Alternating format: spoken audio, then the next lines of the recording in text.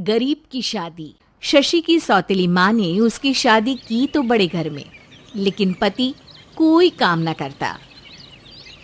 आप ससुर जी के साथ काम पर क्यों नहीं जाते? हाँ जाऊंगा, लेकिन कल से। आज जरा मैं दोस्तों के साथ घूमने जा रहा हूँ। शशि के 2 बच्चे होते हैं, लेकिन रमेश का हाल वैसा का वैसा ही रहता है। एक दिन, सुनिए ना, बच्चा रो रहा है, इसके दूध के लिए पैसे नहीं है। अरे तो पिताजी से ले लो ना। क्यों? अगर आप में कमाने की क्षमता नहीं थी तो शादी क्यों की? तभी घर आई बड़ी ननद बोल पड़ती है। आहा, तुम्हारी माँ को साफ साफ कह दिया था कि लड़का ना कमाता है ना कभी कमाएगा। हम 4 बहनें हैं इसका ख्याल रखने के लिए, और पिताजी का इतना सारा पैसा, तुम्हें किस चीज की कमी रखी है? लेकिन थोड़े ही सालों में तकदीर बदल जाती है। शशि का ससुराल गरीब हो जाता है। सब बिकने के बाद शशि अपने पति, बच्चे और सास के साथ किराए के मकान में आ जाती है। मैं कोई नौकरी करना चाहती हूँ दीदी।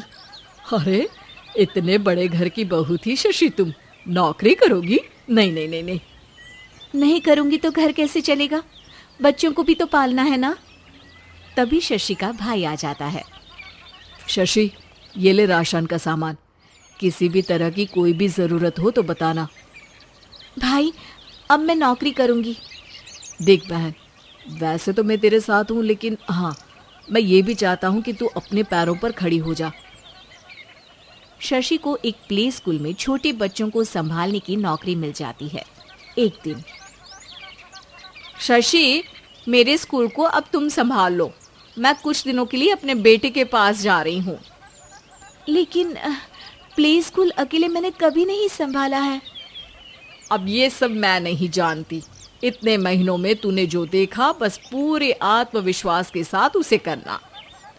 शशि नीलम के जाने के बाद पूरे 1 महीने उसका स्कूल अकेले संभालती है, और फिर एक दिन आता है जब वो अपना खुद का स्कूल भी खोल लेती है।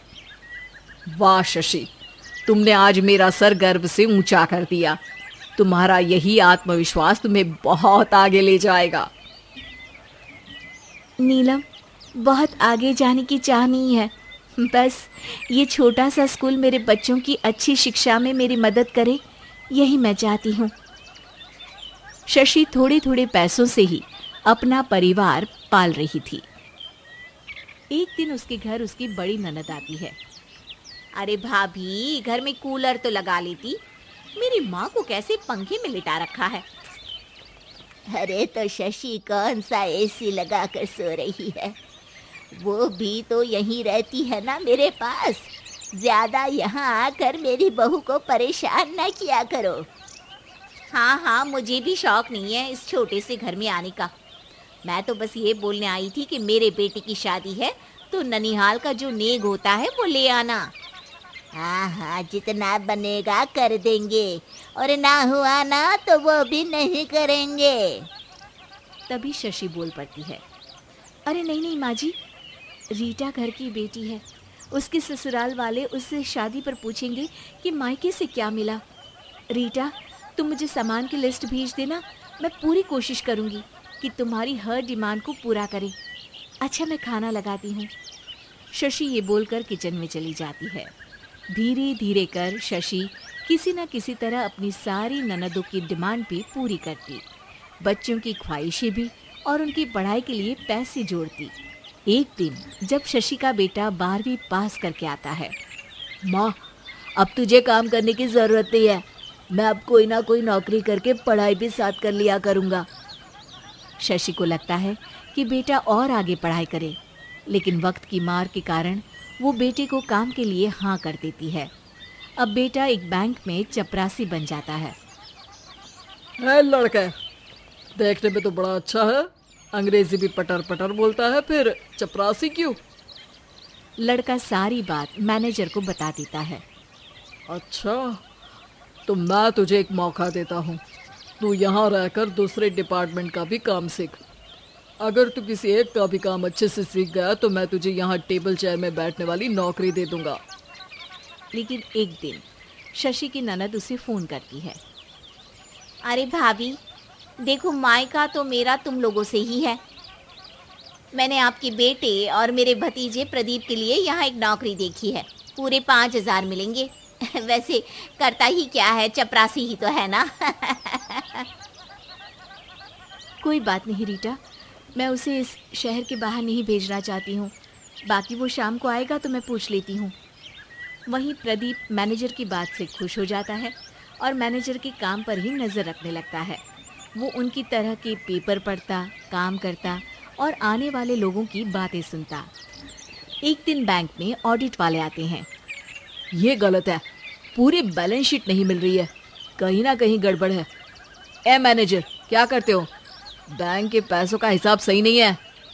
मैनेजर के पसीने छूट जाते हैं। तभी प्रदीप वहाँ जाता है। अब क्या मैं ये बैलेंस शीट देख सकता हूँ? अरे बेटा मजाक नहीं, जाओ पानी लेकर आओ एक गिलास। प्रदीप मैनेजर को पानी लाकर देता है और फिर ऑडिटर से कहता है, देखिए सर, मैं आपको बता सकता हूँ कि कैसे बैलेंस शीट को आप लोग गलत तरीके से जोड़ रहे हैं। ऐसा बोलकर प्रदीप एक एक कर सारे डाउट क्लियर कर देता है। अरे हाँ, ये तो पॉइंट हमने देखे ही नहीं थे। गुड, कौन है ये बच्चा? तभी मैनेजर बोल पड़ता है, अब हमारे यहाँ अकाउंट में नया आया है। ऑडिटर के जाने के बाद, वाह प्रदीप, आज तो तुमने मेरी नौकरी बचा ली। और आपने भी तो मेरी नई नौकरी लगा दी, अकाउंटेंट की। बस फिर क्या था, प्रदीप ने एक बार जो सफलता की सीढ़ी चढ़ी, बस चढ़ता ही चला जाता है। फिर एक दिन शशि की ननद, अरे भाभी कैसी हो? घर को तो बड़ा ही सुंदर चमका रखा है। अरे बेटी, कैसे आना हुआ? तू तो इस छोटे से घर में आना भी नहीं चाहती थी। कोई खास काम है क्या? अब हाँ, वो माँ, मेरा जो मझला बेटा है ना, वो अकाउंट से पढ़ाई कर रहा है, तो प्रदीप से बोलकर उसकी भी कहीं अच्छी नौकरी लगा दो ना।